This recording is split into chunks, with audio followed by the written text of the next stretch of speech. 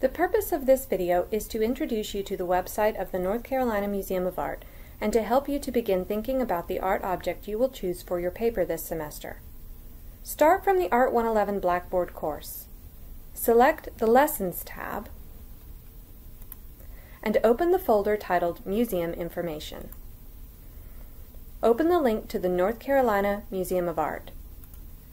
You can alternately go directly from your browser to the NCMA website by typing www.ncartmuseum.org into your web browser. Once you arrive at the museum website, select Art from the menu bar at the top of the screen.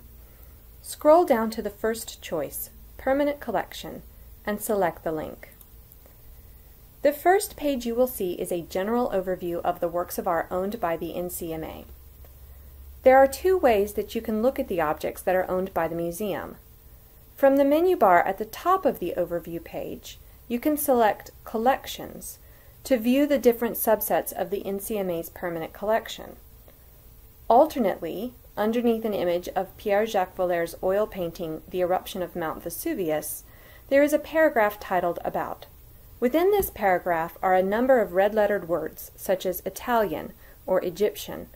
These words are links to the various pages that showcase the objects that are part of that specific subset of the collection. Let's follow the Collections link to browse the collections. Let's say we are interested in looking at the Egyptian objects that are part of the NCMA's collection. Once we choose the Egyptian category, we are directed to a page with an overview of the Egyptian collection and a large image of one of the objects. Beneath the introduction and image, there are more images. Note that the page does not show all of the Egyptian works that the museum owns. It only gives a highlight of the Egyptian collection, and this is also true for each of the different subsets.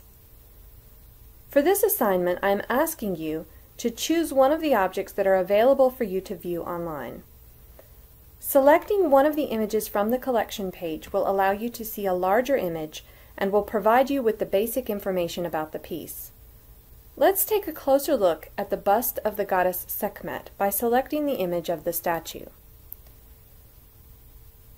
Notice that the title of the piece is provided on the left side of the screen, as well as the date. The word circa means about. When the conservators do not know the exact date of the piece, they make an educated guess. If you see the word circa, or sometimes a C period or CA period for short, this means about or approximately. Other information provided is the artist, the dimensions, the medium, which means the material out of which the piece is made, the credit line, which communicates who donated the object or the funds to purchase the object, object number, which refers to how the information about the object has been filed in the museum's library, the object's culture, its classification, and the museum department. Your first task will be to find an object that appeals to you. Once you settle on an object, you will want to spend some time looking at the image and begin to prepare a visual analysis of the image. I suggest that you grab a piece of paper and begin to jot down all of the things you notice.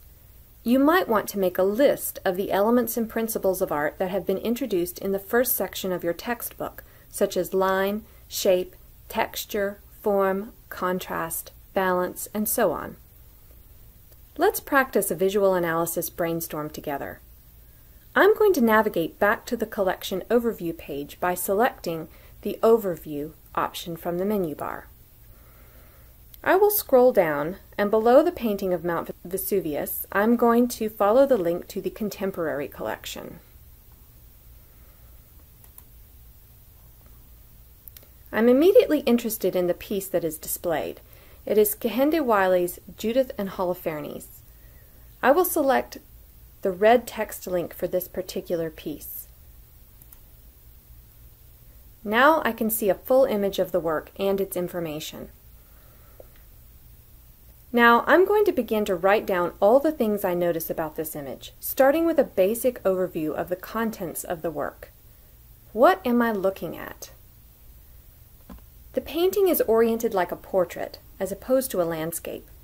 A single large female figure occupies most of the compositional space, top to bottom. The standing female is black. She has a large beehive hairdo and a strapless dark blue dress with a large leather belt.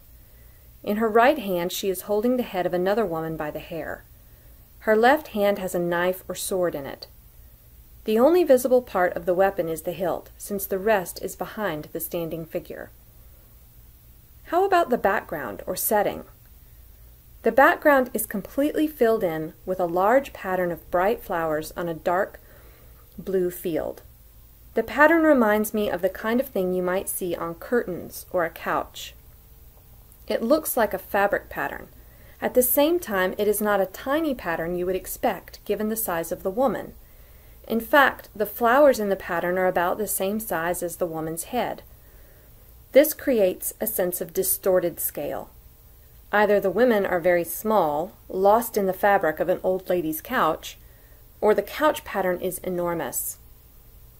The figures, or the one figure and the head, are portrayed in a very naturalistic or realistic way. The standing female is entirely proportional. Fine details are apparent. For instance, the artist has depicted all of the thick, twining ropes of hair that make up her bouffant hairdo. There are highlights on the hair to show which parts of the ropes bulge out as if they are closer to the light source. Other sections are depicted in a much darker value. This use of highlights and shadows, or chiaroscuro, makes it seem like the figure has three-dimensional volume. Other instances of chiaroscuro can be seen on the figure's outstretched arm, on the fabric that pulls across her hip, and in the curls of hair on the decapitated woman's head. The illusion of volume that is created within the two females is somewhat countered by the way that the floral pattern in the background snakes over the standing figure's legs. The flower pattern is pasted right on top of her legs without responding at all to her form. The pattern doesn't seem interrupted at all by a three-dimensional form, which suggests that, even though she may look volumetric, this woman is really a flat image on a flat surface. The colors in this work are stunning. The hair of the standing woman is a rich, almost blue-black. Her face is made up with rich purple and blue eyeshadow, and she has rosy red lips. Her skin is a warm chocolate color. There are so many highlights on her face, chest, and arms that it seems she is standing before a direct spotlight and that her skin is almost glistening. The dress she wears is a midnight blue. In the shadows, the dress almost becomes black. Near the feet of the figure, the fabric looks gauzy or transparent. The flower pattern in the background is decadently vibrant. The flowers are yellow-orange and blue-orange, and their stems and leaves are bright lime green. These warm colors contrast with the deep blue background and the darker figure of Judith to create dynamic energy in the composition. The warm colors advance towards the viewer's eye, while the cooler colors pull back. This creates a constant, throbbing temperature that makes the piece feel electric. The pose and facial features of the black woman, Judith as she is known in this work, are an important part of the work. She exudes a defiant arrogance in her pose. Her feet are positioned apart in a wide stance. She bears her weight on her right leg, while her left leg pushes out behind her and her left heel lifts off the ground. The right leg and foot are hidden beneath her gown, but the left foot can be seen. Her large toes are stabilizing her stance, so it is not clear whether she is about to take a stride or just poised to move. Her lower body, although it is off balance, is fairly perpendicular to the viewer. In other words, the viewer sees her lower body from a frontal view. Judith's torso, however, is turning as she reaches across her body with an extended right arm to grip the hair of her victim, Holofernes. The left arm and shoulder are drawn down and back, and she is holding her weapon near her left hip. Judith's face, however, continues to face directly out towards the viewer. Her eyes are narrowed, and she appears to be looking down on the audience. Along with her pursed lips, this gives her face a haughty, domineering aspect. Her head is slightly tilted back away from her arms.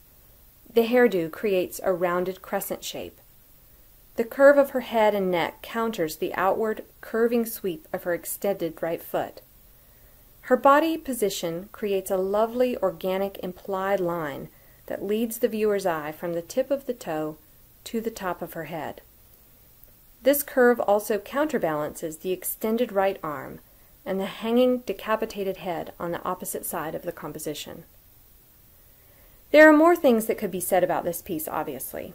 I haven't spent much time examining the head of Holofernes or considered all of the negative lines and shapes created by the arms, hands, head, and knife. There are interesting positive and negative shapes that are created by the flower pattern as well. I recommend that you not try to do your visual analysis brainstorm all at once. Instead, write down everything you notice for 20 to 30 minutes and then take a break. Come back later, even a day or two later, and make more observations. You could do this several times. The more time you spend looking at your work online, the more you will get out of actually going to the museum to see your work of art in person.